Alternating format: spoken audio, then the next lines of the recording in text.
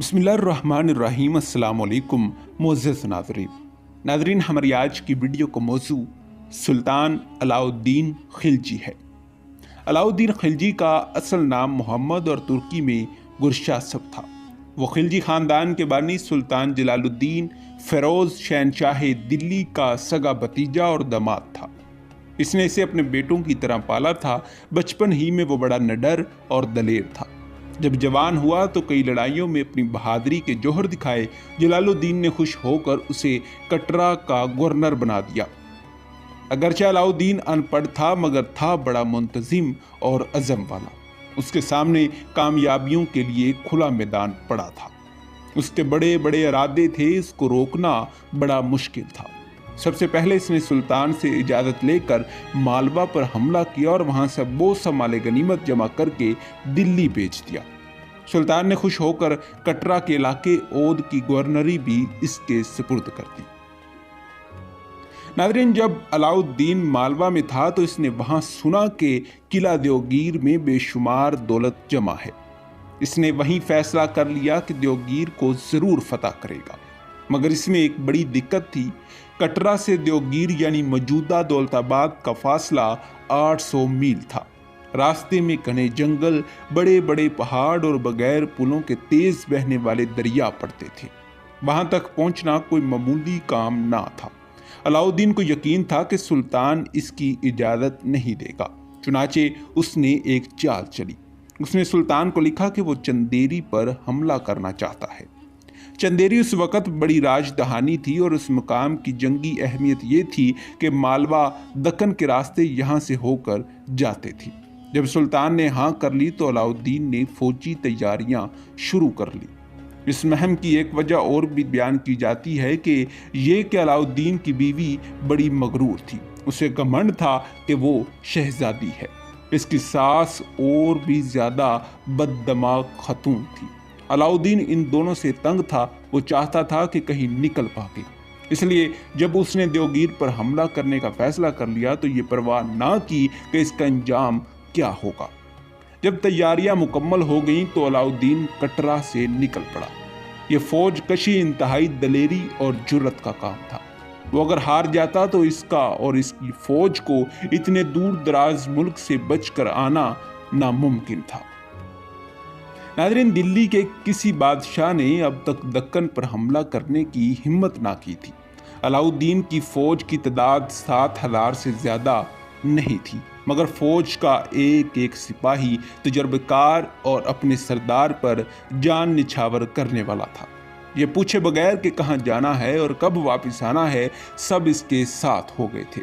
अलाउद्दीन ने एक होशियारी ये की कि ऐसे रास्ते अख्तियार किए जो गैर आबाद थे, ताकि इसे छोटी सी छोटी लड़ाई भी ना लड़नी पड़े और इस तरह ना वक़्त ज़ाया होगा और ना फौज मारी जाएगी।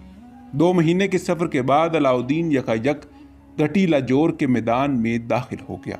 यह मुकाम अब लासौर कहलाता है और देवगीर से 14 मील शुमाल मगरिब में वाक़े है। जिस वक़्त ये फौज लासूर के करीब पहुंची तो किसी सिपाही ने एक तीर कमान में रख कर बस्ती की तरफ चला दिया। वो नीचे गिरकर आधे से ज्यादा जमीन में धंस गया। एक कसान ये तीर लासूर के हाकिम कहना के पास ले गया और वो दौड़ता हुआ राजा रामदेव के सामने ये तीर ले गया और कहने लगा कि तुर्कों की फौज मुल्क में आ पहुंची है, अब खैर नजर नहीं आती। तीर इतना लंबा और भारी था कि राजा को यकीन न आया। इस वक्त ये फौज वहां पहुंची तो देवगीर के बहुत से सिपाही राजा के बेटे और रानी के हमरा तरा करने गए थे। अलाउद्दीन ने मशहूर कर दिया था कि शहनशाह दिल्ली की असली फौज पीछे आ रही है। उसने सबसे पहले शहर को खूब लूटा और फिर किला देवगीर का मुहासरा कर दिया। राजा राम ने सोचा कि असली फौज आने से पहले पहले अलाउद्दीन से सुलह कर लेनी चाहिए, ऐसा ना हो कि हम बिल्कुल ही मारे जाएं। चुनाचा उसने अपने चंद मोतबर आदमी इसके पास भेजे। उन्होंने कहा, आपका यहाँ आना दूर अंदेशी से खाली नहीं है। आपने बेशक शहर पर कब्जा कर लिया है, मगर इसका सबब यह था कि वहाँ कोई फौज मुकाबले के लिए मौजूद नहीं थी। आपको इस पर मगरूर नहीं होना चाहिए। जल्द ही इस इलाके के बड़े बड़े राजा लश्कर लेकर आएंगे और आपको घेर कार कर मार डालेंगे। आप उन्हें मरवा डालना या कैद कर लेना। नादरीन, एक और वाकया बयान किया जाता है कि तख्त पर बैठते ही उसे मुगलों से दो दो हाथ करना पड़े थे। मुगल खरासान और तुर्किस्तान से अक्सर हिंदुस्तान पर हमले करते रहते थे। दिल्ली की अफरा तफरी सुनकर मुगल चिनाब के पार उतर आए थे। शाही फौजों ने जालिंदर से आगे बढ़कर उन्हें रोकना चाहा और लाहौर के करीब सख्त शिकस्त दी। नादरीन, दूसरी तरफ मुगलों का एक बड़ा लश्कर सैलाब की तरह आया और सीधा दिल्ली तक आ पहुंचा। जमुना का रुख छोड़कर तीन तरफ से शहर को घेर लिया गया। इर्द गिर्द देहात के हजारों लोग शहर में जमा हो गए। अजनास की कीमतें बढ़ गई। शहरी सख्त परेशान हो गए। किसी ने अलाउद्दीन को सलाह दी कि मुगलों की टिड्डी दिल को ना छेड़ा जाए और इन्हें कुछ मालो दौलत देकर टाल दिया जाए। अलाउद्दीन ने कहा कि सल्तनती दिल्ली पर हुकूमत करना और लड़ाई से जी चुराना ऐसा है जैसा कि ऊंट चुरा कर झाड़ी में छुपाना हो। अगर मैं रुपए पैसे देकर वापस कर दूं तो राया के दिल में मेरा क्या रोब रहेगा। चुनाचे फौजी तैयारियां करके शहर से बाहर आया। दिल्ली के करीब जबरदस्त जंग हुई। अगरचे मुगलों की फौज बहुत ज्यादा थी मगर वो अलाउद्दीन के हमलों के आगे ना ठहर सकी और भाग गई। दिल्ली की फौजों ने उनका पीछा किया और सैकड़ों बल्कि हजारों मुगल कत्ल हुए। अलाउद्दीन ने सोचा कि मुगल आए दिन हमले करते रहते हैं, इनके हमलों की हमेशा के लिए रोकथाम करना जरूरी है। चुनाचे उसने ना सिर्फ फौज की तंजीम की बल्कि इसमें इजाफा भी किया। तमाम किले दुरुस्त और मजबूत किए। छावनियों में ज्यादा फौजें मुकर्रर की गई। इसके बाद मुगलों ने 2-3 और भी हमले किए मगर हर बार ऐसी ही मुंह की खानी पड़ी कि एक ज़माने तक दिल्ली की तरफ रुख करने की जुर्रत ना हुई। ये सुल्तान अलाउद्दीन की बहुत बड़ी कामयाबी थी कि उसने हिंदुस्तान के मुसलमानों को मुगलों की लूट मार से बचा लिया था। नाज़रीन, इस मौजू पर मज़ीद बात करने से पहले अगर आप हमारे चैनल पर नए हैं तो बराए मेहरबानी हमारे चैनल को सब्सक्राइब कर लीजिए ताकि हिस्ट्री के रिलेटेड और बिलामूम मुनफरिद मालूमात पर बनने वाली नई वीडियोस बर वक्त आप तक पहुंचती रहें। सुल्तान अलाउद्दीन खिलजी अब बड़ी ताकतों कुव्वत का मालिक था। वो अजीब अजीब ख्वाब देखने लगा था। इसने इरादा किया कि सिकंदर आजम की तरह अपनी सल्तनत किसी वजीर के सुपुर्द करके सारी दुनिया की फतह के लिए निकला जाए। किसी की हिम्मत नहीं पड़ती थी कि इसे इसकी बेवकूफ़ी से खबरदार करे। वजीरों अमीरों को चारों न चार हाँ में हाँ मिलाना पड़ती थी। आखिर उसके चचा अलाउ मलक ने उसे समझाया और कहा कि दुनिया की फतह का ख्याल मुनासिब है मगर इस ज़माने में ऐसा वफादार वजीर कौन मिलेगा जो सुल्तान की गैर मौजूदगी में सल्तनत को संभाले। दुनिया की फतह के मुकाबले में गुजरात, मालवा और दक्कन फतह किया जाए ताकि अपना मुल्क छोड़कर बाहर जाने में बादशाह को कोई फिक्र ना हो। अलाउद्दीन ये सुनकर बहुत खुश हुआ और बोला, मैं ऐसा ही करूँगा। चुनाचे इस सिलसिले में सबसे पहले उसने अपने दो सरदार उलग खान और नुसरत खान को रथमबोर की फतह के लिए भेजा। मुआसरे के दौरान नुसरत खान मर गया। उलग खान ने किले पर कब्जा करने की बड़ी कोशिश की मगर नाकाम रहा। आखिर अलाउद्दीन खुद इस तरफ रवाना हुआ। इसने जाते ही हुक्म दिया कि खंदक में रेत की बोरियां डाली जाएं और इस वक्त तक डाली जाएं कि वो भरते भरते असली फसील के बराबर ऊंची हो जाए। इस काम में किले के सिपाही आग और तीरों की बुछाड़ करते रहे मगर दिल्ली के सिपाहियों ने कोई परवाह न की। अलाउद्दीन खुद आकर उनका दिल बढ़ाता था। आखिर इनके सिपाही जान पर खेलकर रेत के पश्ते से कूद कूद कर किले में घुस गए। राजा मारा गया और किला फतह हो गया। नादरीन, रथमबोर के मुहासरे के दौरान में अलाउद्दीन पर 2 कातलाना हमले हुए थे और 3-4 बगावतें हुई थी। एक तरह ये अच्छा ही हुआ था कि इसके लिए अलाउद्दीन ये सोचने पर मजबूर हो गया कि इन बगावतों की वजह क्या है और इनके खात्मे के लिए क्या सूरत हो सकती है। इसने अपने अमीरों और वजीरों से मशवरा किया। पता चलाया कि बगावतों के 4 सबब हैं। पहला सबब, बादशाह मुल्की मामला से बेखबर है। दूसरा, शराब का इस्तेमाल बहुत ज़्यादा होता है। तीसरा, अमीरों के आपस के तल्लुकात, मेल जोल और रिश्तेदारियां हैं। और चौथा कि माल दौलत की कसरत है जिसकी वजह से लोगों की बगावत के मंसूबे बनाने की फुर्सत मिलती है। नाज़रीन, सुल्तान ने फ़ौरन इस तरफ तवज्जो की उसने बड़े बड़े सख्त कानून बनाए, वो जागीरें और इनाम जो लोगों को दिए गए थे वापस ले लिए गए। जुआ खेलने और शराब पीने पर पाबंदी लगा दी गई थी। सुल्तान ने सबसे पहले खुद शराब पीने से तौबा की। शराब के जितने बर्तन थे सब तड़वा दिए गए। खुफिया पुलिस का नहायत वसी महकमा बनाया और ये हुक्म जारी हुआ कि अमीर और वजीर बादशाह की इजाज़त के बगैर बाहम शादी ब्याह ना करें और आपस में ज़्यादा मेल जोल ना रखें।